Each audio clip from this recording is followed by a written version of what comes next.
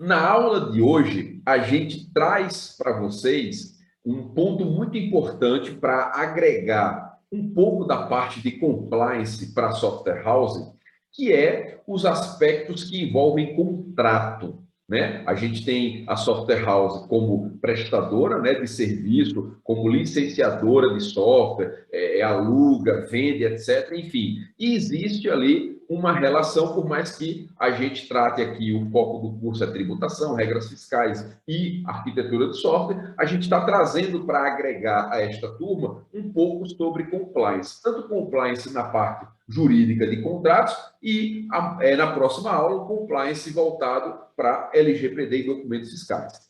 Quem vai presentear a gente, porque é um presente ela ter aceitado dar essa aula para a gente, eu sou muito grato por essa oportunidade, é a doutora Lúcia Correia. Doutora Lúcia tem muita experiência com software house, ninguém melhor que ela para falar dela mesma, mas vocês vão estar muito bem servidos aqui com a doutora Lúcia nesse tema. Doutora Lúcia, muito boa noite e faça as honras aí da sua apresentação. Ai, obrigada, Marco. Olha só, hein? Já colocou uma pressão aqui no... Mas eu que agradeço mesmo. Um prazer e uma honra estar participando aqui, né, desse curso recheado, assim, de conteúdo qualificado, um conteúdo que amo já, né? Faz parte do meu dia a dia. Então, eu que agradeço com certeza. Para quem não me conhece, eu me chamo Lúcia Correia. Eu sou diretora do Departamento Jurídico da AFRAC, que é uma associação de tecnologia para o comércio e serviços.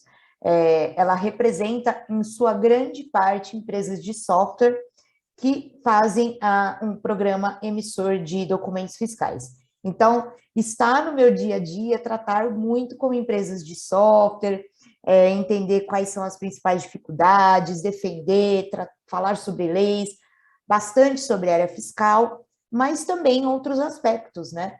Aspecto da LGPD, né? Faço também cursos sobre LGPD, principalmente LGPD para software house, e também atuo na parte contratual, que é uma parte que eu amo bastante, e estava comentando que eu amo muito essa área, né? E hoje a ideia era justamente trazer aí um pouquinho sobre contratos de licenciamento de uso de software. É claro, apesar de eu falar muito, né, não dá para a gente tentar mostrar um contrato de cabo a rabo para vocês. Então, o que eu preparei? Eu preparei cláusulas estratégicas, essenciais, que vale a pena você refletir. Se você não tem no seu contrato essas cláusulas, repense que, poxa, isso serve para o meu contexto, seria interessante eu colocar, eu quero trazer essa visão, essa reflexão para vocês. Assim como se você tiver um contrato que tenha, né, essas cláusulas, será que elas estão redigidas realmente de uma forma que vai tirar aí a sua responsabilidade, não vai trazer risco para vocês? Então, assim, eu trouxe um aparato dessas cláusulas que eu entendo que são estratégicas para a gente pensar no contrato. Não tira a necessidade de ter outras, principalmente conforme o contexto da sua empresa, mas a ideia é vocês pensarem um pouquinho sobre isso, sim, sobre essas, principalmente que eu vou apresentar para vocês hoje. Né? E aí eu trouxe um ponto, antes de entrar mais a fundo nas cláusulas, que muitas empresas de software que eu vejo, os contratos, que nós vamos trabalhar em cima de um contrato, e já começa aí um errinho, né, que eu acho que é bem importante a gente colocar aqui. O principal, assim, problema que tem num contrato de software é que muita gente usa o termo locação. Contrato de locação de software. Eu acho que muita gente aqui viu isso, muita gente já falou sobre isso. Antigamente explodia esse termo, né? Todo mundo usava locação de software, né? A ideia da locação é super interessante para a gente entender como funciona um contrato de software, mas esse termo está completamente incorreto, gente. Não é ideal e nem, né, tecnicamente falando, vocês não poderiam usar o termo locação, tá? Então, se já tiver no seu contrato, seria ideal você mudar aí esse termo já, né? Por quê? Para o direito, locação serve para coisas que não podem ser substituídas. Então, tem um termo técnico que a gente fala que chama coisa infungível, aquela que não pode ser substituída. Então, por exemplo, quando a gente fala de uma casa, não dá para eu substituir aquela casa, né? Aquela casa é infungível. O software já é diferente. Para o direito, nós entendemos que o software, de certa maneira, ele pode ser substituído por uma outra cópia, enfim. Então, tecnicamente falando, ele já não cabe a locação por causa disso. Mas, para arrematar essa discussão, a própria lei de software que a gente tem aqui no Brasil, a lei de direitos autorais, diz que o contrato que vai reger, né, uma relação que tem o software, vai se chamar ou licença ou cessão. Então, o seu contrato ou vai ser uma licença ou vai ser uma cessão, muito provavelmente, né? E aí, o que a gente precisa entender? Tomem muito cuidado quando vocês usam o termo cessão de software. Cessão pressupõe que você está transferindo algo, tá? Transferindo algo. É claro que o software, para o direito, ele é fruto de uma propriedade intelectual. Para o direito, o software é igual um livro, é igual um quadro. O que acontece? O livro sempre vai ter aquele autor. Não adianta, o autor não consegue vender a autoria do livro dele. Ele consegue vender até a exploração econômica daquele livro. Assim como um quadro. Eu não posso comprar um quadro, apagar o nome do pintor e colocar o meu nome ali, né? Então, o software, ele tem essa mesma ideia para o direito. A propriedade intelectual dele, a autoria dele, sempre vai ser daquele que desenvolveu, né? Pode ser da empresa ou do desenvolvedor pessoa física, né? E você só pode ceder, transferir isso para uma exploração econômica, mas essa cessão pode ser definitiva, você pode sempre ser o autor daquilo, mas não necessariamente poder mais utilizá-lo. Então, quando a gente fala cessão, é algo mais definitivo, é algo que sai da sua esfera e vai para outra pessoa, né? E então é utilizado para esses tipos de caso. Uma empresa, né, adquire um software realmente, né, até para desenvolvimento específico dela, provavelmente vai ser objeto de cessão, vai manter a autoria, mas a exploração e o uso sempre permanentemente vai ser daquela empresa que adquiriu. E o mais, assim, utilizado, né, no dia a dia, no nosso caso, né, de muitas empresas de software, é o contrato de licenciamento de uso, é o contrato de licença. Esse contrato, então, de licenciamento de uso, que é o termo correto, ele vai permitir, né, dar a licença para alguém usar aquele software. É isso. Por mais simples que pareça a palavra, licenciar, permitir a utilização dele. Você pode licenciar outras questões do software, você pode licenciar os direitos de exploração, de comercialização daquele software. Vamos pensar que você tem um parceiro de revendas. Eu tenho um parceiro que é uma revenda, e esse parceiro, ele vai revender esse software. Então, esse parceiro está adquirindo algum direito sobre esse software. Ele não adquiriu nenhum direito de autoria, obviamente, esse software é da sua empresa. Ele não adquiriu direito de uso, olha só. Ele não pode usar para a empresa dele, a não ser que ele, né, tenha outro contrato, de repente, com vocês. Mas você sublicenciou os direitos de comercialização do software. Olha que interessante, né? Ele permanece de vocês, mas você pode trazer alguns direitos, dar alguns direitos para outras pessoas poderem explorá-los ou utilizá-los, sem que haja uma transferência definitiva nisso, nesse sentido. Então, olha que importante a gente pensar no termo licença, tá? E tome cuidado, veja se o seu contrato está escrito cessão, tá? Se não for cessão praticamente definitiva para aquele cliente, de repente, reveja se realmente esse termo está aplicado corretamente, tá? Então, vamos já passar para as nossas cláusulas aqui, que eu julgo que são essenciais e estratégicas para a gente pensar um pouquinho. Todo contrato de software, a grande maioria prevê cláusulas sobre propriedade intelectual. O que isso significa? Esse software tal, ele é de propriedade da empresa de tecnologia tal, né? Ele sempre prevê isso, né? Agora, essas cláusulas, elas não são muito detalhadas, e é importante você começar a prestar atenção nisso. Primeira coisa, se seu contrato não tem cláusula que está dizendo que aquele software é seu, aí a gente dá um passo para trás. É importante você ter. Diga que aquele software é seu. Lúcia, preciso registrar o meu software, né? Para falar que ele é meu? Não, não precisa necessariamente, né? Não precisa. Mas é importante que você deixe no contrato isso muito claro, né? E aí a gente recorre à alocação, né? Apesar de, já falei tecnicamente não é o termo, mas o raciocínio de uma alocação é a mesma coisa. Imagina, quando você aluga uma casa, né? Se você não deixa muito claro que aquela casa é de sua propriedade, você pode ter algum problema aí, né? O inquilino pode virar, de repente, um dia e tentar ele mesmo assumir os direitos de uma residência, né? Eu estou dizendo aí outros institutos, mas o que eu quero dizer é importante mencionar no contrato que o software é da propriedade da sua empresa, né? É da propriedade da sua empresa. E aí, quando a gente vai detalhar essas cláusulas, tem a cláusula sobre customização. O que acontece? Customização.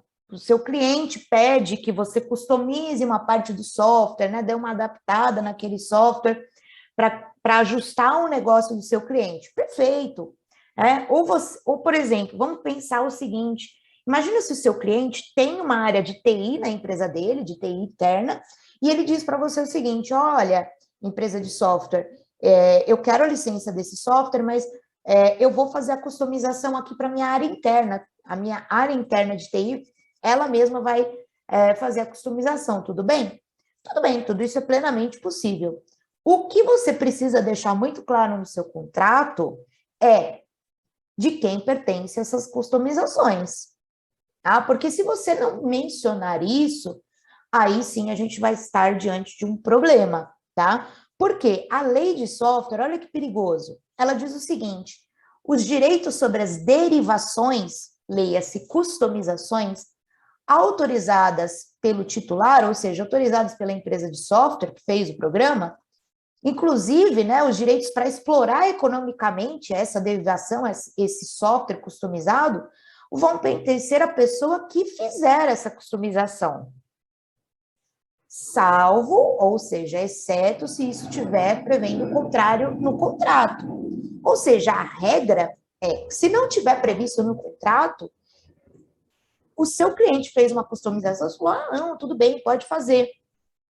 Esse resultado, esse software customizado, seria, então, para o direito, considerado do seu cliente, que, inclusive, poderia vender essa customização. Olha que perigo, você tem que colocar no seu contrato, se você permite esse tipo de ação, que mesmo que o seu cliente faça essa customização, o resultado dela vai ser da sua propriedade intelectual, né? E você só permite essa derivação, essa customização que seu cliente fizer para uso específico.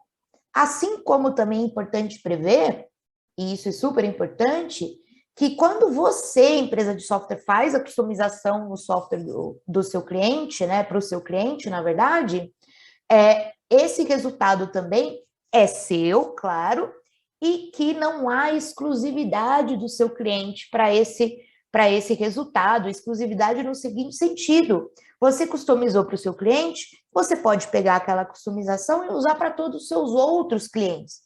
Se você um dia estiver diante de um contrato com um grande cliente, é possível que o seu grande cliente não permita isso.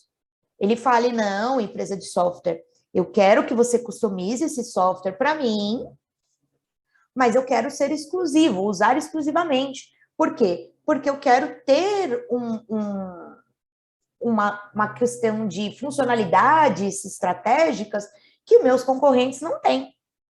Softwares de banco, por exemplo, eles têm muito isso. Um banco, quando compra um software, adquire um software, solicita a customização desse software, ele não permite que a empresa de software comercialize aquela customização para os demais clientes, porque aí poderia ter um problema concorrencial e etc. Mas tudo isso é super interessante você colocar no contrato, tá? Essa questão de customização. Então, eu chamo a atenção para este ponto extremamente relevante. Outras cláusulas que também eu acho importante, né, eu trouxe aqui para vocês, são cláusulas referentes à responsabilidade de conteúdo e responsabilidade quanto ao uso indevido de software. Eu vou pincelar um pouquinho, porque eu tenho certeza que o Ricardo vai falar amanhã com vocês também, né, de LGPD, inclusive, mas é o seguinte, você fez o software, desenvolveu o software, mas a responsabilidade pelas informações inseridas no software é extremamente importante colocar que a responsabilidade é exclusiva do seu cliente. É ele que exclusivamente tem que garantir, inclusive, a legalidade daquela informação que ele está colocando no software. E aí eu digo para vocês, vamos supor que seu cliente tem uma base de clientes dele, né, de consumidores, que tem dados pessoais, ele tem dados pessoais dos consumidores, dos clientes dele. E aí, vamos supor que ele coletou esse dado pessoal, né, dos clientes dele, em desconformidade, em desacordo da LGPD, de maneira irregular. E ele vai lá e insere esses dados no sistema, e ele está inserindo dados irregulares no sistema. É extremamente importante que é o seu cliente que tem que se comprometer a garantir essa legalidade, garantir que ele está observando a lei.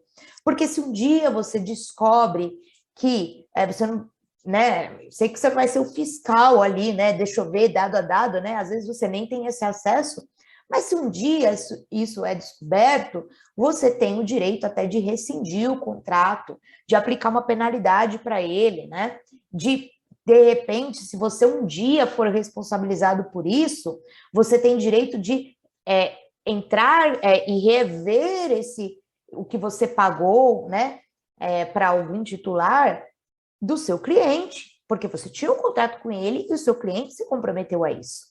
Perceba? E aí ele também tem que ter uma responsabilidade, né? Quais são as consequências se ele usar indevidamente o software? Você pode rescindir, você vai suspender, né? E ele responde por danos que eventualmente for causado, e isso tem que ser amarrado no contrato. Então, veja hoje, né? Ou amanhã, quando vocês reverem essa aula, então, se for o caso, se o contrato de vocês está prevendo isso daí, né? Contratos, por exemplo, que a gente tem de softwares emissores, por exemplo, muitas vezes a parametrização, a inserção de informações são feitas pelo cliente, né? O software, ele tem os campos, né? Mas a informação que se coloca naquele campo, principalmente de ordem tributária, é o cliente que insere. Porém, existem, né, alguns estados, e aí eu trago um exemplo, que é o estado de Santa Catarina, é um estado super conservador e rígido com relação às regras, que existem aí algumas regras que ele leva a software house como responsável também por algumas informações, né? E ela pode acabar responsabilizando a software house por alguma informação indevida fornecida ao fisco, que, na verdade, no fim das contas, tinha sido o seu cliente, né, que tinha colocado. Eu já adianto, né, nessa história, que perante o fisco, né, quando o fisco tem uma regra dessa, é muito difícil você falar para o fisco assim, olha meu contrato aqui, ó, eu não tenho nada a ver com isso, é o meu cliente. Nós temos uma lei, né, que é o Código Tributário, que já fala, né, você não pode usar como defesa um contrato que você tem com alguém perante o fisco. Para o fisco, o que vale está na regra dele, o que vale está na lei dele. Tudo bem. Então, vamos supor que você acabe sendo responsabilizado lá perante o fisco, né? Solidariamente, inclusive, com o seu cliente. O que você pode fazer? Com esse contrato em mãos, com essa cláusula dizendo que era ele o responsável pelas informações, principalmente de ordem tributária, você pode, inclusive, rever o que você pagou ali, que era culpa dele para o fisco, né? Você tem garantido esse direito de você rever esse valor, a gente chama de direito de regresso, né? Em face do seu cliente. Olha como é importante. Então, essa cláusula de responsabilidade, ela traz, assim, vários aspectos que é interessante, Então, a gente tem que entender o contexto do seu software, onde ele está e o que ele faz, qual tipo de dados ele coleta, para justamente a gente definir uma responsabilidade e desenhar essas cláusulas. Diga lá. Doutora Lúcia, deixa eu perguntar uma coisa, talvez seja uma coisa que venham a perguntar na turma, essa questão dessa corresponsabilidade, né, a responsabilidade solidária, e a importância de ter esse contrato, ou seja, na prática, houve um problema de fiscalização, o fisco constatou uma irregularidade, ele vai jogar na rede contribuinte e software house. Não adianta a software house se debater, mas é o usuário, não sou eu. Ou seja, se ela tem um contrato, ela vai ter a ação do fisco, mas tendo um bom contrato, ela vai ter ferramenta para poder buscar o seu direito legalmente, sem perder tempo debatendo com o fisco. É mais ou menos isso? Na verdade, é assim, para o fisco, ela pode acabar tendo que pagar, tá? Principalmente quando a gente fala de Santa Catarina. Santa Catarina, ela fala assim, olha, para mim, se você passa uma informação, né, e o software permite passar essa informação, você, contribuinte e software house, vão responder aqui em pé de igualdade. Eu, fisco, posso cobrar, inclusive, da software house. E, às vezes, a software house, né, é claro que ela tem a oportunidade de se defender, de dizer que não, o software, né, não tinha uma funcionalidade dessa, foi o cliente. Mas vamos supor que no final do dia, a software house acaba tendo que arcar com aquela multa. Ela pode integralmente rever isso do cliente dela se ela tiver essa cláusula. Ela pode integralmente rever isso. Inclusive, ela pode rever e ainda cobrar uma multa porque teve que responder, cobrar, rever o valor de advogado, se teve que pagar e etc. Ela Então, passou uma por um cláusula dano, né? Acabou passando por um dano, né? um dano, muitas vezes um dano de imagem, né? A gente tem, por exemplo, alguns estados, né? Por exemplo, vou dar um exemplo de São Paulo. Quem faz software para SAT, por exemplo, para programa aplicativo para o SAT, né? O aplicativo comercial, se tiver um problema com o cliente, é claro que a software house vai ser chamada, ela vai ter um processo, mas a penalidade maior que tem é a cassação desse cadastro da empresa de software. E quando caça o cadastro, todo mundo cai com ela, né? Os clientes todos. A culpa de um cliente amarrou toda aquela software house, né? Então, assim, é complicado, tem que prever que vai existir um dano grande ali se você acabar sendo prejudicado por isso. Tem duas perguntas aqui dentro do que você estava falando. A primeira é do Alexandre Silva. Boa noite, Alexandre. Quando você estava mencionando sobre a forma que é colocado o contrato, né? Contrato de locação de software. Ele perguntou se for colocado como contrato de assinatura de software. Isso Olha, cai dentro do que você estava explicando? ele não está completamente incorreto, viu, Alexandre, esse termo. O ideal é que ele no final do dia, uma licença, né? Você está assinando aquele software, você está assinando o direito de acessá-lo. Então, no final do uso, é uma licença de software. É melhor você usar, não é o mais correto, tá? Você não vai ter um prejuízo se você usar a assinatura de software, tá? Mas, por exemplo, é melhor do que você usar, por exemplo, o termo cessão, porque aí um juiz desavisado vai falar, está transferindo de maneira permanente para o seu cliente. Não, a assinatura já pressupõe que é algo até que gera uma mensalidade, etc. Então, você não teria um prejuízo. Mas se você quiser deixar certinho, coloque licença, que também seria o ideal, mas a assinatura não atrapalha. Esse é um dos motivos que a gente fala de fuja dos modelos prontos na internet, porque você não leu ou não tem competência para entender o que está no modelo pronto, o que serve para um ou para outro, usa aquilo ali e aquilo ali de repente volta. Quando eu vejo o contrato como a pólice de seguro, você tem para não precisar usar. Mas se você precisar e não tiver bem elaborado, a bucha é Aí, grande. exatamente. E, Alexandre, você colocou, seria algo como licenciamento mensal? Então, seria, na verdade, a gente chama o contrato de licenciamento de uso, né? E lá quando a gente vai chegar no objeto do contrato, a gente coloca, né? o objeto é a licença de uso do software XPTO pelo período de vigência desse contrato, com pagamento mensal, por exemplo. Você pode colocar isso tanto na cláusula de pagamento, etc., né? Aí a software house que decide, né, esse pagamento. Quando a gente fala licenciamento de mensalidades, por exemplo, muitas vezes isso é colocado em software de nuvem, em SaaS, né? E aí essa modalidade de ser mensal é super tranquila, e eu posso trazer alguns pontos depois a mais sobre esse principal aspecto do SaaS também, a gente falar um O pouco. Vanderlei perguntou se é interessante colocar no contrato uma cláusula que deixe mais explícito, ou seja, olha, o software é fiscal, para isso exige configuração e a responsabilidade disso é do usuário. Esse tipo de informação no contrato faz diferença, não faz diferença? Que ele pode se Mas basear nesse quesito? faz super diferença, Vanderlei. Você quase escreveu uma cláusula aqui, então você já está ficando afiado, tá? É exatamente isso, essa é a ideia, né? Então, coloque sim que existe uma configuração inicial, né? Informar que o cliente de software é fiscal. Ah, não, mas aí, por exemplo, se existe uma configuração inicial, ele, por exemplo, não pode, né? A via de regra, ele não poderia utilizar a questão de não emitir caso ele fosse obrigado pelo fisco. E se ele utilizá-lo, aí a responsabilidade é integral dele. Adianto para você. Se o fisco verifica isso, principalmente Santa Catarina, ele vai penalizar você, e aí você, com essa cláusula, consegue rever o valor que porventura você pagou lá com o fisco. Eu já adianto, assim, né? Em Santa Catarina é assim. Eu vejo, Depois, a se grosso acontece lá. modo, uma situação que é assim, vamos lá. O software tem aquela teclinha de atalho que permite finalizar a venda no PDV sem gerar o documento fiscal.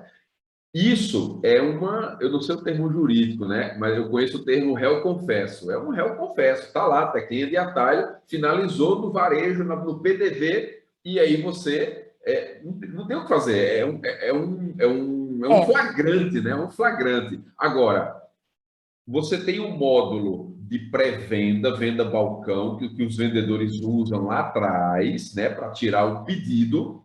E aí, uhum, se o lojista tem a prática de, quando o vendedor lança o pedido, ele recebe o dinheiro e entrega a mercadoria, é aí mau é o uso do cliente. software, porque existe um terminal de checkout com emissão de documento fiscal e o lojista está usando uma tela de pedido para entregar a mercadoria e receber o dinheiro, quando na verdade ele tinha que lançar o pedido para que você fosse no caixa ou seja, vai Ele que muito está da usando operação, porque indevidamente. a gente citou Santa Catarina porque o PAF NFCE está aí, mas já tem um histórico do PAF. Os caras arregaçam como é a operação, se não tem opção, se tem opção, se não tem opção, para verificar até onde o software está induzindo, né, ao crime Isso. fiscal. O Então, isso ideal é ajuda muito. pensar nisso. O software, ele contribui, o software, ele está pegando na mão do cliente, ajudando a fazer a coisa incorreta ou algo incorreto? Se a resposta for sim, aí você vai ter responsabilidade junto lá perante o fisco. Você pode depois, então, ter uma cláusula no contrato, dizendo que se você for responsabilizado perante o fisco, você tem direito de rever isso com o seu cliente, etc. Mas para o fisco, não. Agora, quando você fala de uma pré-venda, se o software ele não está segurando na mão e fazendo algo incorreto, é o seu cliente que está utilizando de outros artifícios para fazer algo incorreto, mas você não está com uma ação de fazer algo nesse sentido. É a mesma coisa, mal comparando, a gente fala que uma venda, né? Eu vou lá num contribuinte, no mercado, e ele emite só o comprovante de crédito e débito no POS, e não emite o documento fiscal. Imagina essa operadora, né? Do cartão, a maquininha e etc., todo mundo caísse também falando, não, está contribuindo. Não, não está. É aquele cliente que está usando indevidamente porque está deixando de emitir um documento fiscal. Ele não teve ajuda de ninguém. Sozinho ele fez isso. Ele usou outros meios, né? E aí realmente não tem o que se falar de responsabilidade. Tá? Tem aí algumas perguntas aqui a mais. Deixa eu O ver. Carlos perguntou se o contrato pode ser digital, né? Aquele contrato eletrônico. E o Alexandre endossou perguntando justamente do DocSign e outros fornecedores de contrato digital, se é válido. Vamos lá, então. O contrato em papel, claro, né, existe, é o mais antigo aí, mas assim, evoluímos finalmente, né? A gente tinha aí uma discussão jurídica, tinha medo de alguns juízes, etc. Mas isso já evoluiu, então sim, o contrato pode ser digital, ele pode ser não previsto em papel. A assinatura digital, posso falar um pouquinho no final, lá quando a gente finalizar as cláusulas de contrato, mas é plenamente possível. E aí, essa questão do botão de aceitar, eu vou até escrever aqui, para depois vocês escrever aqui no chat, né? Chama Click Wrap, né? Para que vocês saibam, né, que é o formato mais comum que a gente vê quando a empresa coloca o botão de aceitar. Por exemplo, eu posso comprar completamente online, eu vou adquirir uma licença mensal ali de um software online, e vocês já viram que para eu conseguir usar o software, eu tenho que aceitar o famoso termo de uso, né? E que nada mais é do que um contrato, né? E aí existem aí algumas regrinhas que precisam ser colocadas para que ele tenha uma validade maior, uma legitimidade, uma transparência para aquela pessoa que vai aceitar, né? Porque ela não tem oportunidade de debater aquele contrato, né? De adesão. Ela vai lá e pega. Mas o botão de aceitar, tecnicamente, a gente fala que chama Click Wrap, e ele tem, através desse DocSign, D4 Sign, eles têm essa funcionalidade também, que é integrada, se você quiser, e ele guarda alguns dados de legitimação para trazer aquela validade de quem realmente assinou, aquele carimbo todo que precisa num contrato digital. Então, sim, é possível, tá? Existe aí a questão de assinatura digital, eletrônica, mas hoje em dia isso está muito comum, ainda mais depois da pandemia, né? Que aí todo mundo passou a aderir em cheio esse contrato, né? É verdade. O Fábio perguntou sobre aquilo que a gente estava falando. No sistema dele tem uma rotina de pedido de venda e a facilidade de já gerar o documento fiscal a partir daquele pedido clicando no botão. Só que o cliente não usa aquilo, simplesmente emite o pedido, entrega a mercadoria, recebe o dinheiro sem gerar o documento fiscal. Então, se isso seria caracterizado como mau uso, né? Isentando a software house. Então, o que a gente precisa entender, né? É, o seu software, depois que ele gera esse pedido, né? Ele dá baixa, ele considera internamente que é uma venda. Eu estou dizendo como fisco, não matem o mensageiro aqui, hein? Estou dizendo como o fisco vai pensar. Principalmente quando o fisco destrincha, né, um pouco o software. Então, ele vai ver assim, peraí, né? Ele tem a opção de não gerar a nota fiscal, né? E mesmo não gerando, aquilo vai ser considerado uma venda do ponto de vista de sistema, né? Isso vai ser configurado uma venda? Se a resposta for não, é o seu cliente que está realmente deixando de registrar aquela venda, só registrando que aquilo foi um pedido, mas para fins de estoque, para fins de caixa, aquilo não é considerado uma venda, tudo bem, seu software não contribuiu, né? Está dando a entender, né, que não é que você que gerou um botão que não permite, ou que facilite isso. Pelo contrário, né? Ele que está aí, nesse caso, seria mau uso.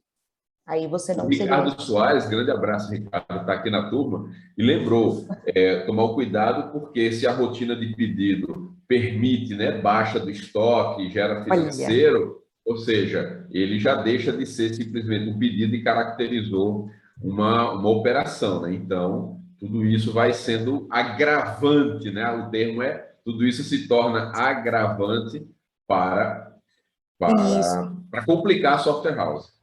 Exatamente. Então, é isso que a gente tem que pensar, né? Se aquela operação que ele está fazendo com o cliente para o software, existe a possibilidade daquilo ser configurado uma venda e etc. Aí, assim, para o fisco vai se estar pensando o seguinte: olha, é possível sim ele fazer uma venda gerando um documento que para o contribuinte, para o consumidor, né? Parece um documento fiscal e no final do dia não é, e o software então também deu baixa e fez toda essa questão do financeiro. Aí está contribuindo mesmo. Outra infração, gente, e essa infração tem toda a legislação tributária, é difícil de achar, mas quando você dá um buscar lá, você encontra. O cliente de vocês, ele vai ser multado, por exemplo, por não ter pago o imposto, por ter emitido documento fiscal, por não ter emitido documento fiscal, alguma questão se tiver nota fiscal paulista, que nem aqui em São Paulo, né, e o consumidor deu e não foi para a nota fiscal paulista porque não era documento fiscal. Já estou somando as multas, ó, tudo isso aqui está somando, tá? E a outra coisa também é que se você emite um documento enganando o consumidor para que aquele documento seja parecido, né, com um documento fiscal, vamos por um DANF, né, é possível que ele também responda. Alguns documentos, né, que são permitidos pelo fisco, como a pré-venda, etc., né, tem que ter essa menção e não pode, essas tudo bem, mas se começar a gerar alguns documentos que não tem essa menção, que não tem nada, que leva a entender que o consumidor está saindo com o documento fiscal da loja, o cliente também pode ter um grande problema. Exato, exato. No geral, o estado que é mais crítico com essa situação, de fato, é Santa Catarina. É o estado que é mais austero, é mais exigente em análise do próprio software, tá? Na maioria dos estados, assim, se você entregar uma cópia do software com um banco de dados, os caras não... Ele vai olhar o seguinte, o que é que você tem de nota de entrada contra você? O que é que você tem de saída contra você e se isso bate? Não bateu, ferrou. Agora, quando eles suspeitam, olha, é um software muito conhecido, é um software muito usado aqui no estado, de nome, né, que todo mundo conhece, aí os caras vão para dentro do software. Então, o ideal é você se prevenir, né, tomar cuidado com algumas rotinas para não se complicar, né? Mas tudo bom. Exatamente. Assim, ó, os auditores, né, que vão a campo, que realmente são um pouco mais rígidos nessa fiscalização, certeza que é Santa Catarina. Os demais estados ainda é um pouco menor. Normalmente, né, a gente vê o auditor fiscal saindo na rua para fiscalizar quando existe muita denúncia envolvida e etc. Aí pode ser que tenha um problema, mas não é tão comum quanto Santa Catarina, né, os demais estados. Deixa eu ver, o Nardello perguntou, por exemplo, se for PDV, não pode ser impresso enquanto não for transformado em um documento fiscal NFE ou NFCE. E a baixa do estoque financeiro deverá acontecer após o documento fiscal. Na impressão, PV deve ter o número do documento fiscal, da pré-venda, referenciado. Homologuei muito para a FCF. Perfeito, Nardello.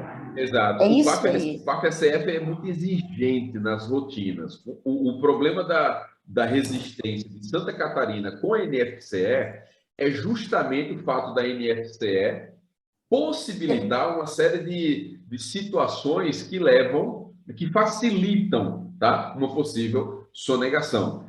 Mas a NFCE traz uma benesse para a Cefaz. Está tudo online e quente, pronto, está lá. Então, o seu fornecedor está emitindo NFE contra o contribuinte só tira a nota do que vende no cartão para calçar o cartão e tem uma lacuna gigante entre compra e venda, a informação já está no fisco. Ele nem precisa, se ele quiser apertar um segmento, ele aperta, porque já está lá. Isso é a benesse que os documentos eletrônicos traz para a Cefaz. A coisa já está ali, já está cruzada, é uma questão só dele decidir se ele vai apertar muito ou não. Como é que está a arrecadação? Está em baixa? Aperta. Como é que está a arrecadação? Está tranquilo? Então deixa. É mais ou menos nessa linha. É verdade. E está certíssimo, né? É exatamente isso, né? Então, a tendência é esse cruzamento de informações, até com a questão de meios de pagamento, que existe o DIMP, que as empresas operadoras de pagamento têm que enviar esse volume de transação por CNPJ, CPF, que tem maquininha, as operadoras também têm que enviar, então tudo isso pode ser cruzado, né? A UF Espírito Santo não permite transformar PDV em NFC. Depois, se você puder explicar um pouquinho mais, Adélio, aí a gente debate essa parte aí. Agora, só para dar continuidade, e eu sabia que essa parte de responsabilidades ela é polêmica, né? Tão polêmica que por isso que é uma das cláusulas que eu julgo serem mais importantes para a gente ter em contrato, tá? O que acontece, né? Quais são as responsabilidades do seu cliente e o que acontece quando ele descumpre, né? Essas cláusulas, né? Quando ele não acaba tendo aí algum uso irregular do conteúdo. Outro tipo de cláusula que é importante, né, eu trago nesse contexto, é o número de licenças, né? E aí, né, só falando por outro tema, é o número de acessos. Vamos supor que o seu software tem um número de acessos, o seu cliente adquire, por exemplo, 2 acessos, aí a gente poderia chamar de 2 licenças, né, 2 possibilidades de usar aquele software. É interessante você considerar colocar no seu contrato se você tem uma quantidade mínima para novas licenças. Vamos supor assim, que seu software ele tem quantidade mínima. Olha, meu cliente pode comprar 2 acessos. Se ele quiser adquirir novas licenças, o mínimo aqui é 5. Né? Só pode... É um plano, né? Um pacote. Se você trabalha dessa forma, é bem interessante você colocar isso no software, no contrato. Por quê? Porque existem julgados, né, de processos que não existia essa menção no contrato, o cliente quis comprar uma licença adicional e ele tinha um número mínimo para fazer isso, era, por exemplo, no caso, né, concreto, eram 10 licenças, no mínimo que ele tinha que comprar adicional e ele queria uma só. O juiz, ele quebrou a licença, né, enfim, teve que fazer essa quebra. E aí teve uma discussão judicial e etc. Então, para você evitar isso, seria interessante você mencionar que existe quantidade mínima, que essa quantidade mínima foi cientificada ao cliente durante a negociação e está prevista em sua tabela, em sua proposta de valores, né? Você nem precisa colocar necessariamente todas as informações no contrato, né? De quantos é o mínimo e tal, porque você pode mudar ao longo do tempo, mas é interessante você já colocar para ele depois não alegar que não tinha ciência, tinha um mínimo para comprar, né, para licenciar. Então, outras cláusulas, né, que eu também entendo serem importantes e estratégicas, cláusulas que, por exemplo, você vendeu a sua licença, né, licenciou o seu software para o seu cliente e ele é uma empresa dentro de um grupo econômico. E aí, ele pode ou não as outras empresas de grupo econômico utilizarem aquela licença de software. Se você tiver alguma restrição nisso, é no contrato que você vai ter que prever isso. Outro ponto também é se o seu cliente ele pode transferir essa licença de uso para outra empresa, seja porque ele vendeu, ou seja porque ele quer transferir os direitos que ele tinha para outra pessoa. Se você falar tudo bem, o ideal é falar, você pode fazer a cessão desse contrato desde que eu seja notificado, desde que eu autorize previamente. E eu digo para vocês, eu falo de cláusula de cessão, que é a possibilidade de alguém ceder os direitos para outra pessoa jurídica, outra pessoa, todo mundo fala, isso nunca vai acontecer, nossa, é tão difícil. Eu já vi acontecendo diversas vezes. Como para advogado, essa cláusula é uma cláusula tão padrão para a gente, a sorte foi que ela estava prevista. Mas alguns contratos que eu vejo por aí nem sequer falam sobre isso, né? De repente você fez o contrato para advogado ser padronizado, mas para uma pessoa que de repente não é da área, não é comum. Então pense em colocar cláusulas sobre cessão. Por esse termo, cessão para terceiros, cláusula de contratos, você já vai ver que tem um monte de modelo e exemplo por aí. O importante é você entender o que é isso e entender como que você quer permitir que o seu cliente passe esse software para alguém ou não. Outras questões também, deixa eu ver se tem alguma dúvida, acontece muito, o cliente, a maioria das vezes, não avisa a software house, ou seja, vende empresa de porteira fechada. Exatamente isso, Fábio. E aí é um problema, né? Porque imagina, um dia você está prestando suporte para uma empresa, no dia seguinte para outra, né? E outra coisa também, né? Às vezes você não sabe a procedência daquela empresa, talvez seja uma empresa que você nem teria fechado o contrato inicialmente, ter que mudar boleto, mudar os contatos que você tinha de financeiro, emissão de documento fiscal era diferente. Imagina o transtorno que isso causa, no mínimo um transtorno. Ter uma cláusula falando, olha, me avise antes e eu tenho que autorizar isso, é o melhor dos mundos, tá? Implantação e treinamento.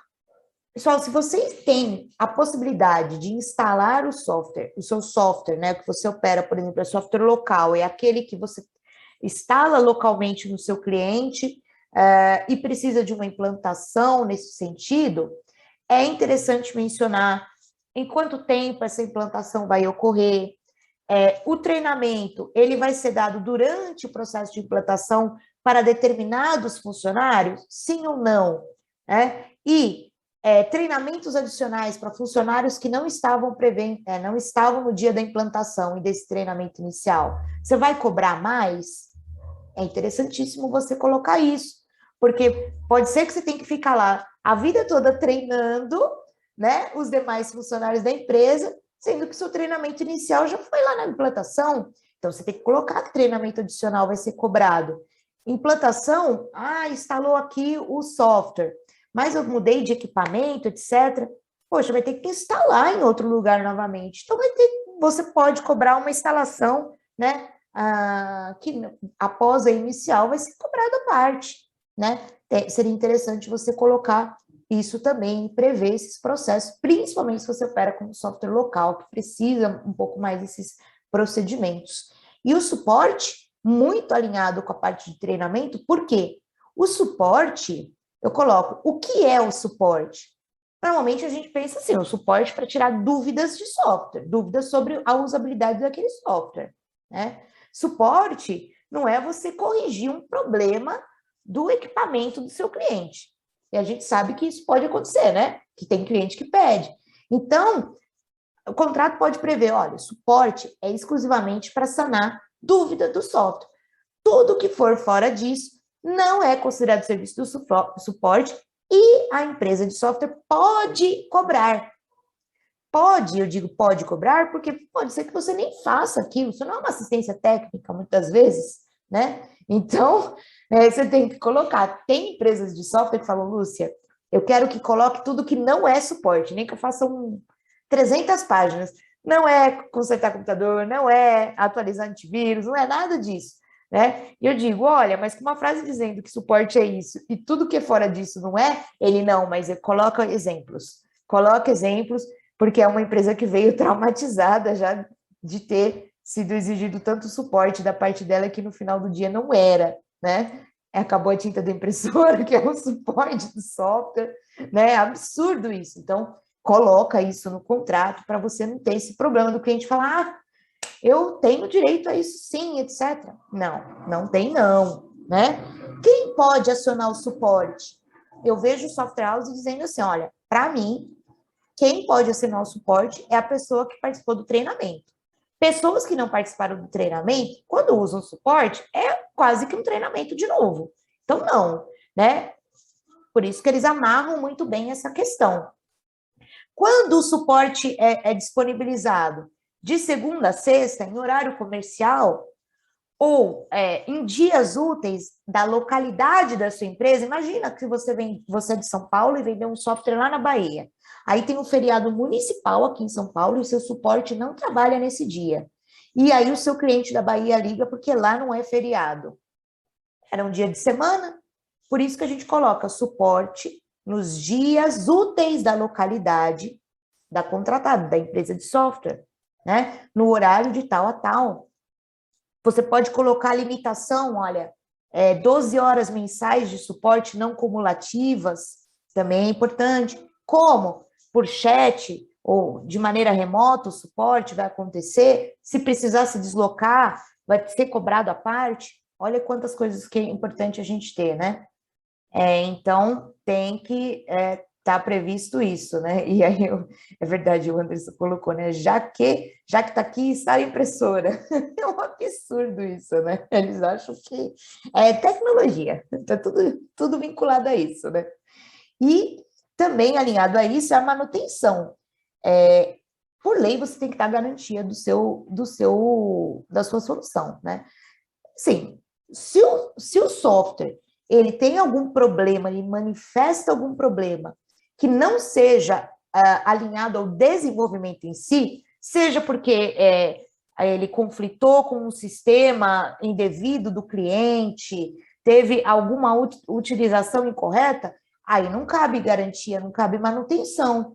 Mas você tem que prever uma garantia, no mínimo, corretiva, excetuando essas hipóteses que é culpa do cliente, mas para que você possa, então, de repente, até se for o caso, substituir o software, tá? Deixa eu só ver a pergunta do Vanderlei aqui. A do Vanderlei é aquele caso clássico de migração de software, troca de fornecedor de software, e entra naquele dilema, né? E eu sou obrigado, o cliente cancelou meu sistema, e aí eu sou obrigado a entregar o banco de dados, né, para o cliente, ele está trocando meu sistema por outro, etc. e tal. Então, é uma questão bem recorrente em software house, essa migração de sistema, e surge aquela questão, o cliente exige o banco de dados, né? Banco de dados, né? Vou falar então, tá no meu item aqui, pode ficar tranquilo, Vanderlei, que a gente vai falar sobre isso. Eu vou até dar uma agilizada nessas outras cláusulas aqui, porque essas são essenciais para a gente conversar. Então, assim, cláusula de backup, quem é responsável por fazer o backup, né? Muitas vezes é o cliente, então deixe isso muito claro para que você não seja depois exigido por algo que, né, não era o que você tinha oferecido. Então, é extremamente importante. Queimou, pegou fogo o computador do cliente e ele precisa do backup, mas isso não era previsto no contrato, não era sua responsabilidade, né? E aí, ele vai achar que você vai entrar numa discussão, então é importante você colocar de quem é a responsabilidade por realizar o backup daqueles dados. SLA, falar rapidamente aqui, né? O SLA significa Service Level Agreement, que é o acordo por nível de serviço. O SLA, ele serve para muitas questões, né? Eu poderia falar uma aula de SLA aqui com vocês, mas eu chamo a atenção para a utilização dele, principalmente software em nuvem, né? Software as a Service, o SaaS, principalmente, né?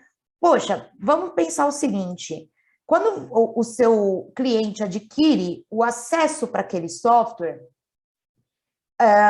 você tem que garantir que ele consiga acessá-lo.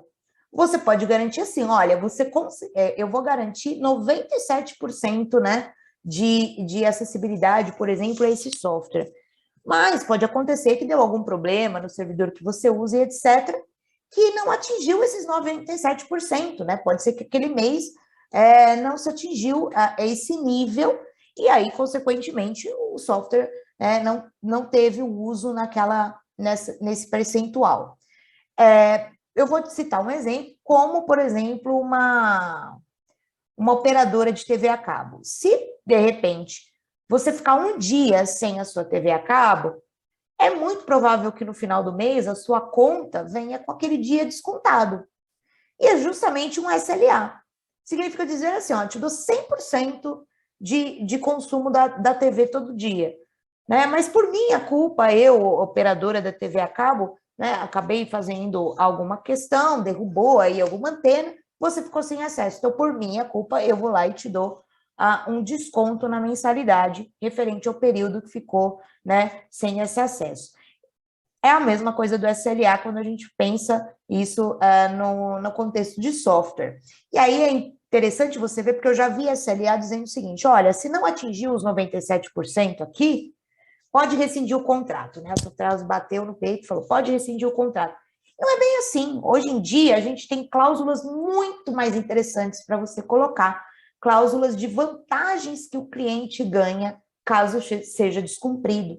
Então, poxa, se ficar fora do ar por determinado período, eu vou te dar desconto. Se ficar de X a X de percentual, vou dar um desconto X, um desconto Y, né? Mas você vai trazendo vantagens. O seu contrato vai ficar um contrato muito mais interessante do que se tiver lá só rescisão e etc. É claro que as cláusulas de SLA também, vocês precisam pensar assim, manutenção que você tem que fazer corretiva, você avisa o cliente, isso, obviamente, ele vai ficar sem acesso, mas não vai considerar que isso é nível de serviço, isso afastaria o SLA. Então, essas questões também, né? Aí, vocês teriam que colocar isso. Doutora Lúcia, precisa ligar para a operadora de TV para pedir esse desconto, senão fica para o abril. Pois é, né, Fábio? Já não está mais dando certo esse exemplo, né? Infelizmente, eles não estão, né, seguindo o SLA, né? Não dando essa vantagem para a gente. Existe operadora aí que tá difícil de lidar, né? Mas, teoricamente, seria isso.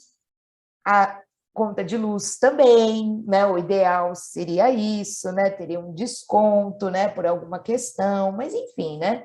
Infelizmente, não está sendo aplicado um SLA aí para essas empresas, né? Pela disponibilidade.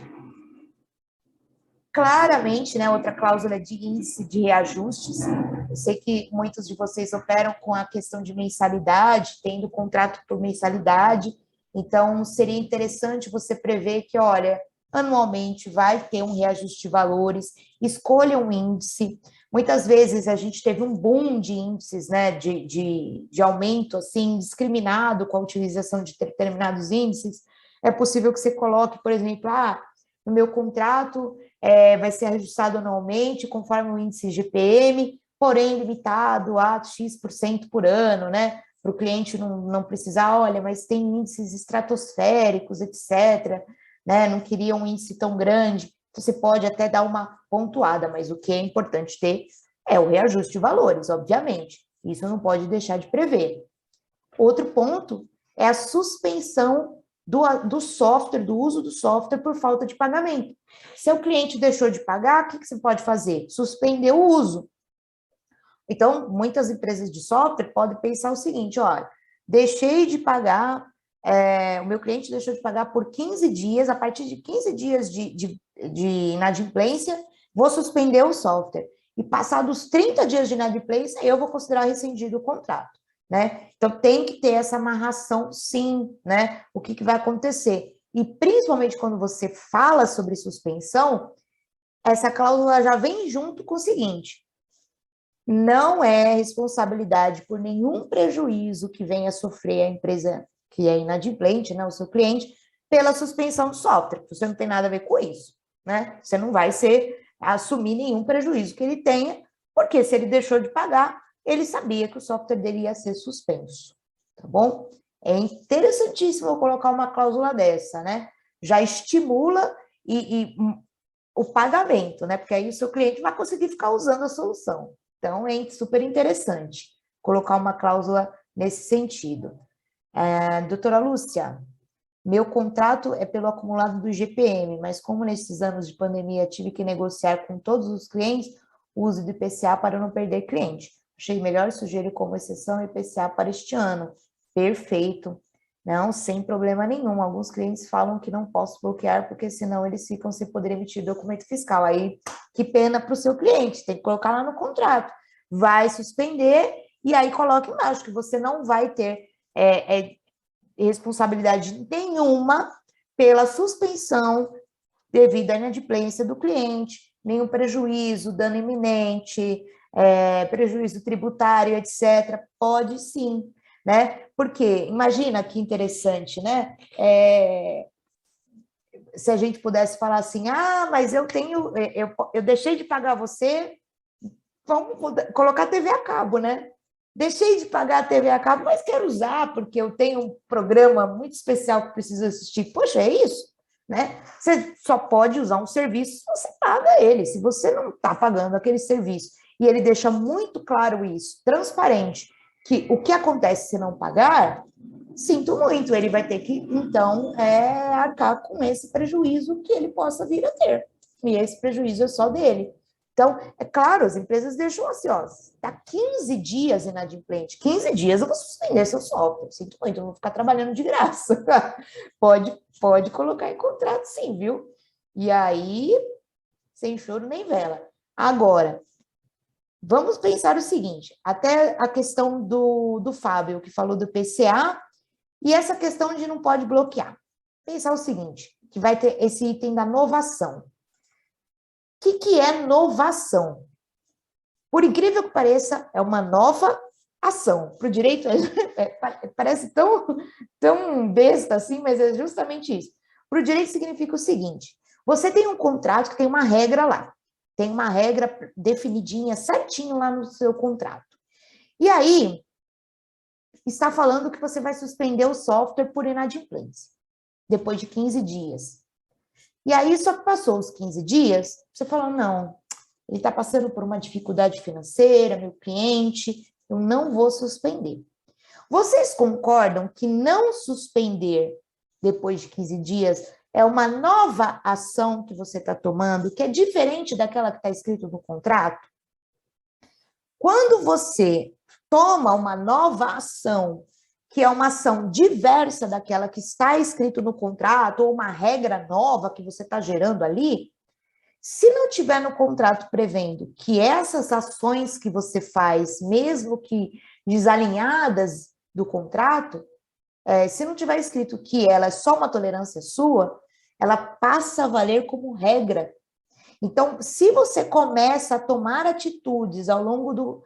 Por mais que seu contrato esteja escrito, tá? Está escrito que vai suspender depois de 15 dias, mas você nunca suspendeu. O nunca suspender passa a ser regra. Passa a ser considerado uma regra nova, né? Mesmo que verbal. Agora, se você coloca no contrato dizendo que, olha, um mero aceite, a minha mera tolerância a não exigir algo definido neste contrato, não vai ser considerado uma nova obrigação, uma nova ação. Olha como uma cláusula faz toda a diferença. E eu sei que no dia a dia, não é só de uma empresa de software, de qualquer empresa, no dia a dia a gente negocia com o cliente, a gente entende muitas vezes o lado dele. Então, essas tolerâncias são aceitáveis, mas o ideal seria mencionar no contrato que essas tolerâncias não são configuradas novas regras que vocês estão colocando ali naquela relação, tá? Então, vamos lá. Então, por isso que eu falei do IPCA, porque se o seu contrato está escrito IGPM, mas você começa a aceitar o IPCA ao longo do contrato, naquele ano, etc., tudo bem, mas só presta atenção para ver se seu contrato tem isso. Porque aí depois, vamos supor que volta, teoricamente, tudo normal, e você quer voltar ao IGPM. Aí seu cliente fala, não, mas agora é só IPCA, isso é uma inovação, você poderia ter essa discussão, você evitaria isso, tá? Após suspenso, eu posso cobrar pelo tempo que ficou depois da suspensão, até quando o cliente resolver pagar? Ao meu entendimento, não. Ao meu entendimento, quando a gente fala de licença de uso e fala principalmente da questão de mensalidade, é pela prestação, pela usabilidade, pela disponibilização. Então, eu penso que não. Eu penso que a cobrança teria que ser suspensa também, e aí, para ele voltar, ele teria que pagar o que está só o atrasado mesmo, né? O que ele já estava inadimplente, com juros e multa, que também tem que estar previsto em contrato. Mas é isso, tá? Isso é o meu entendimento, porque aí gera um desequilíbrio. Eu não estou te fornecendo um serviço, mas eu continuo te cobrando, inclusive estou te proibindo de utilizá-lo. Aí não, aí gera um desequilíbrio, tá? O Fábio... Doutora Lúcia, meu software avisa com 12 dias antes do vencimento quando o cliente faz o login no sistema. E se não pagar a próxima liberação da licença, não é fornecida. Esta ação está no contrato. Isso está correto? Corretíssimo. Né? Você coloca no contrato e, inclusive, dá transparência para o seu cliente, né? Avisando ele, né? No sistema. Então, perfeito, corretíssimo. Tá bom? Fique tranquilo. Sobre comunicação das partes, é interessante colocar no contrato quem é o ponto focal do seu cliente que vai falar com você, e aí eu faço um gancho para a LGPD, que o Ricardo vai falar um pouco mais para vocês amanhã, mas, por exemplo, via de regra, né, uma regra geral, vamos pensar num contexto assim, uma empresa de software que está só operando com base, né, na disponibilização daquele software e seguir as instruções do cliente, teoricamente, para a LGPD, isso é classificado como uma empresa chamada de operadora, e o seu cliente, no caso, o controlador. Então, até pelo nível de responsabilidade na LGPD, o operador, no caso a empresa de software, tem um volume de responsabilidades e obrigações teoricamente menores do que o controlador. Mas por que menores, Lúcia? Porque a empresa de software ela vai seguir instruções do controlador. Ela só vai atuar com base em instruções do controlador. Ou seja, então aquele que manda é aquele que vai responder mais pela pessoa que está sendo mandada. Não é isso? Né? Você está seguindo instruções. Então, como para a LGPD, inclusive a software house, né, a empresa que atua como operadora, ela vai ser responsável quando ela não segue as instruções e ela começa a atuar, né, em desacordo com instruções ou fora das instruções fornecidas pelo cliente, sim, pode haver uma grande responsabilização dela nesse sentido. Então, quando a gente fala de instruções, quem vai ser do seu cliente o ponto focal para te passar essas instruções? Para acionar o suporte, dizer que quer fazer uma cópia do banco de dados, quer fazer algo diferente, um novo armazenamento, etc. Enfim, o que seja considerado uma instrução, seria interessante ter um ponto focal da outra empresa, porque pode ser que ligue um funcionário lá, né, para vocês, um funcionário do seu cliente, passe uma instrução, mas não era a pessoa correta. E aí o seu cliente fala, não, a pessoa não tinha poderes e etc, etc, né? O Ricardo está falando que eu estou adiantando a aula dele. Pois é, né? Estou dando um spoiler só. Mas, então, é super interessante colocar aí quem é o ponto focal de cada parte ao longo do contrato e também como pode ser a mudança desse ponto focal. Olha, pode ser comunicado via e-mail, né, previamente, quando houver essa mudança, mas sempre ter uma pessoa registrada ali, que é a pessoa responsável para falar com vocês. E aí a questão de confidencialidade, obviamente, são cláusulas muito padronizadas essas, mas provavelmente você recebe algumas, ou poderia ter acesso a informações confidenciais do seu cliente.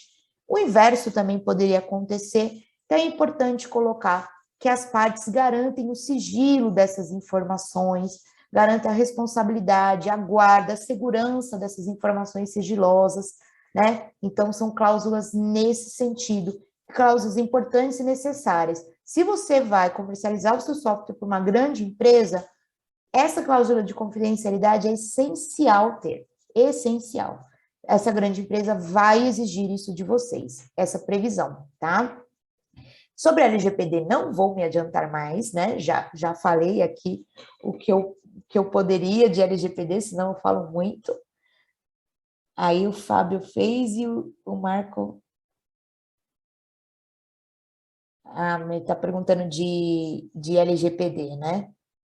Então, daqui a pouco, na aula seguinte, né? Eu já querendo responder já antes de mais nada, né? E o Ricardo já respondendo ali, ele está ativo. Bom, mas vamos lá. Causas de rescisão. Lembra que eu falei sobre responsabilidade do conteúdo, uso indevido? Né? Se o seu cliente, então, faz um uso indevido do software, isso não é uma causa de rescisão? Tem que colocar isso no contrato. Atraso no pagamento superior a 30 dias, causa de rescisão, também é possível colocar no contrato. Verifique o que é extremamente sensível para a sua empresa e fala, não, isso realmente não tem como eu continuar a relação com o meu cliente. E isso, então, você tem que colocar como causa de rescisão. Cada um tem ali um aspecto mais sensível que a empresa, né, não admite. E aí não seria nenhuma uma infração, uma multa, uma penalidade, não. Seria uma causa de rescisão imediata do contrato, né? Então, tem que prever um pouquinho sobre isso. Outro ponto que eu falei para vocês que eu ia comentar são contratos em nuvem, contratos com mensalidade. Como é que funciona, né, quando o cliente quer cancelar o contrato? Antigamente, quando a gente falava de softwares um pouco que não eram em nuvem, por exemplo, para o cliente cancelar, ele tinha, por exemplo, que pagar algum valor, né, um proporcional, ele tinha um tempo muito grande para ele avisar, às vezes mais de 60 dias, o cliente tinha que avisar com antecedência, etc.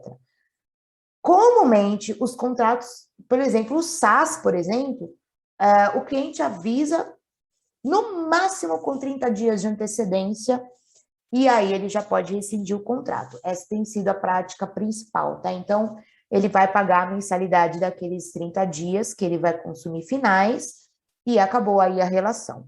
E aí, o que é importante vocês preverem, aí, independente do software, é como vai funcionar o processo de devolução e apagamento de dados. Pode ser que você teve acesso a alguns dados, ou os dados do seu cliente está com você, e o que acontece quando cancela seu contrato. Lembra que fez a pergunta ali? Né? Ah, meu cliente cancelou comigo e agora está fechando com outra empresa. Veja, eu sou da escola que o banco de dados é um banco de dados, aquelas informações, na verdade, são informações que são de posse do seu cliente, não são de vocês. Então, o melhor dos mundos você não precisa também, vou, deixar ele consultar o resto da vida. Não, mas o ideal seria você permitir a geração, a extração desses dados do software de vocês, seja por vocês mesmos, por exemplo, olha, eu vou extrair um arquivo TXT ou que seja, gerar um link para download, vou passar para aquele ponto focal que você tem, cliente, e vou deixar esse link disponível por 2 dias. Após 2 dias, eu vou deletar essas informações da minha base, vou apagar esses dados e considerar totalmente cancelado esse contrato. Você pode colocar isso tranquilamente. E aí, acaba entrando naquele caso que se o cliente mudou, e pediu aí, você pode falar para ele, não, eu vou gerar um link, você faz o download aí, eu vou mandar esse link para download no e-mail do seu ponto focal. Ele vai fazer o download, ele vai passar para outra empresa, isso é problema dele. Mas você já entregou e a partir daquela data, sequer dados você vai ter do seu cliente aí no seu sistema, a não ser alguns dados que porventura você, por lei, a sua empresa por lei tem que manter. Cito um exemplo, logs de acesso devem ser mantidos pelas empresas de software pelo, no mínimo, salvo engano, 6 meses pela lei do Marco Civil da Internet. E isso é um dado que você tem que manter, o log de acesso. Os demais dados do seu cliente, etc., dos clientes do cliente, etc., você vai gerar, vai deletar. Isso é extremamente importante, até pela questão da LGPD, né? Que aí você não tem nem acesso aos dados mais, etc., já configura-se que a sua responsabilidade já passa a não existir naquele momento, quando termina definitivamente a relação contratual, porque sequer dados você mantém do seu cliente. Olha que importante pensar nisso. E muitas empresas vão ter que ajustar o processo delas nesse sentido. Por fim, comprovação de desinstalação. Se o seu software for local, é interessante, até pela lei você tem direito a exigir a quitação do contrato.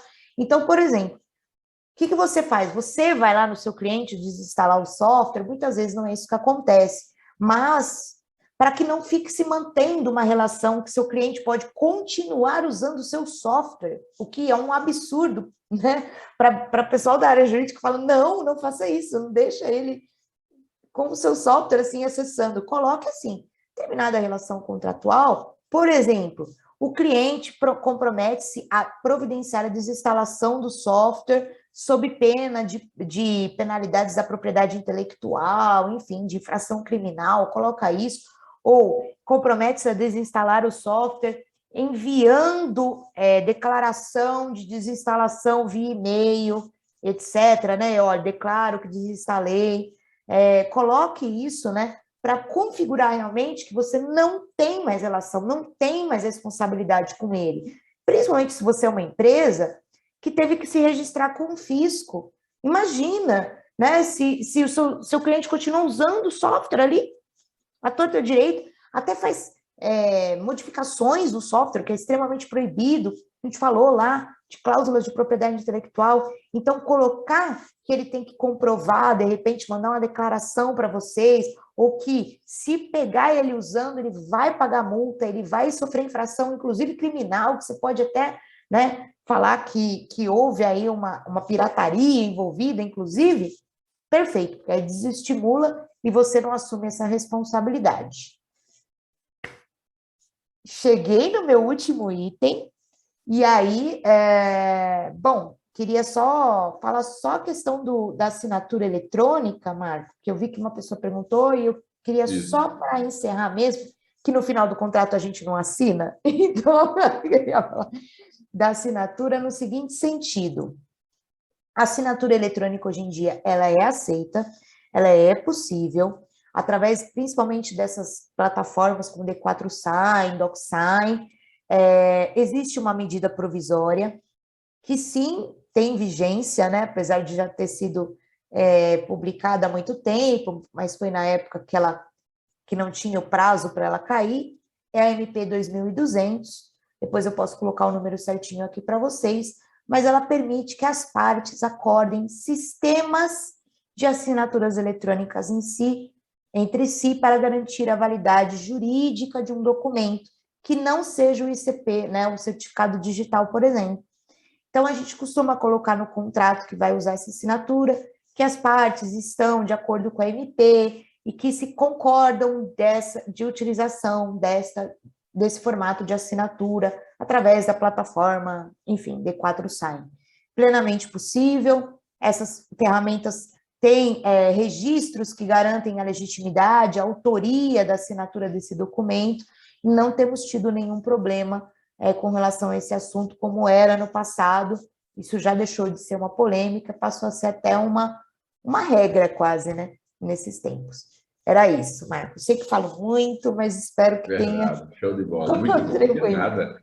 Para a gente, assim, é de grande valor esse tipo de conteúdo para a Software House, porque se a gente fizer uma busca em alguns treinamentos, programas de capacitação, qualquer coisa assim voltado para a Software House, é raro você ver alguém abordar a parte de compliance. É muito raro, né? Então, a gente está trazendo um pouco de compliance para a turma de arquitetura fiscal para poder dar um pouco desse suporte, um pouco de apoio ali, pelo menos um direcionamento.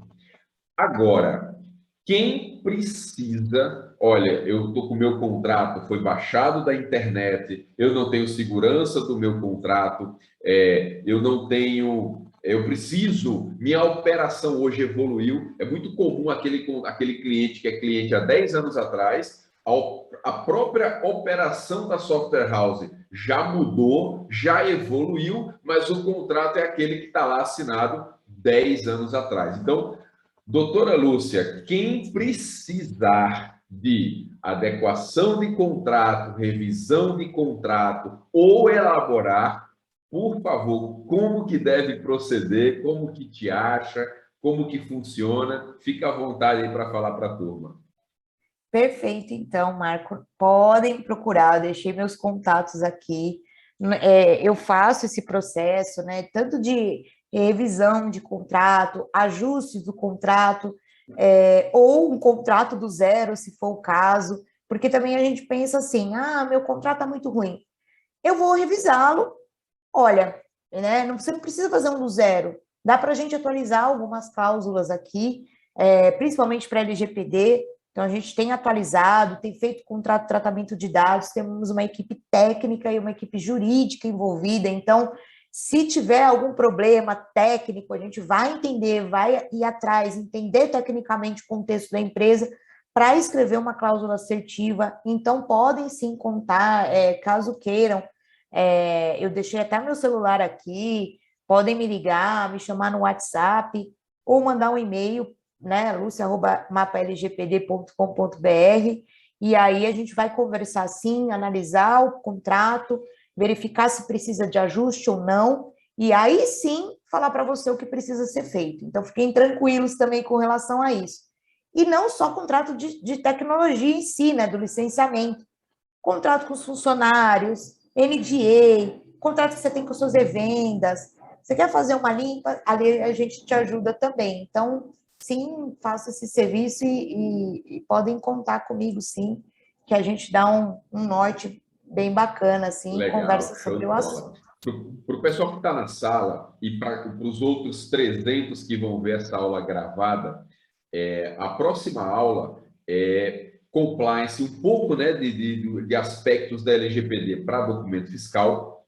E aí, quando a gente fala em compliance, compliance ali do jurídico, de contratos, a LGPD, a gente tem uma equipe que foi fruto do trabalho de LGPD para a Software House, tá? E aí identificou-se a necessidade de adequação dos contratos. E aí tanto o contrato, né, de licenciamento de software, quanto o que vocês vão ver na próxima aula sobre tratamento de dados, a operação de tratamento de dados, exige que você tenha um contrato para disciplinar essa relação sobre os tratamentos de dados. Então, o que acontece? Nesse trabalho, a equipe de LGPD para a Software House revisa, prepara, elabora, orienta, direciona justamente essa questão dos contratos, fazendo uma ponte entre o contrato de licenciamento de software, porque ele tem que ser revisto face ao tratamento de dados,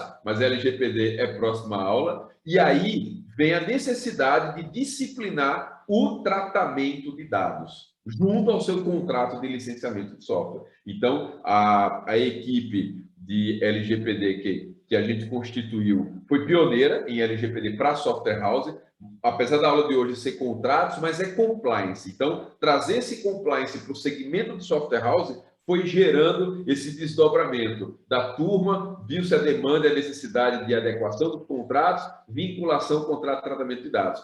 São ferramentas que são úteis quando você precisa. É isso que eu gostaria de falar. Contrato igual a pólice de seguro. Você reza para não ter que puxar da gaveta. Mas se precisar puxar, ele está bem elaborado, ele preserva as partes, ele disciplina ali a relação. Então, se precisar, eu estou seguro do meu contrato. Senão, você está naquela situação. Tem contrato? Então, está desatualizado, não está prevendo a sua atual operação. Quando você vai ver, você nem faz mais aquelas coisas que há 10 anos atrás, na época do contrato, você fazia. Daí, a importância do contrato ferramenta.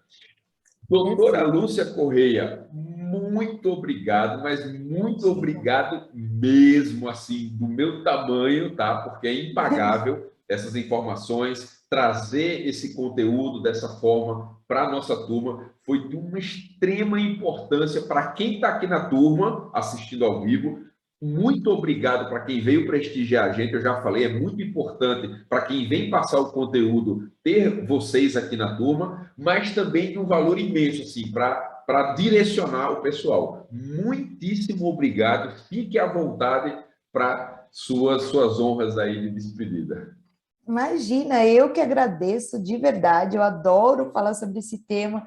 Pessoal, estou vendo aqui o chat, eu que agradeço, de verdade, é uma paixão para mim poder falar sobre contratos. Que bom que vocês gostaram, espero que tenha ajudado. Revejam esse vídeo, né? Depois esse material também. Mas vamos trocar figurinha, é o que eu falo, né? A gente aprende muito, troca muita experiência aqui. Eu só sei o que sei por causa das empresas de software, né? Então, né? Só sei o conhecimento que adquiri hoje por causa de vocês. Então, vamos aí formar uma comunidade, com certeza. Um abraço especial para todos, uma boa noite e nos vemos, né, nas próximas.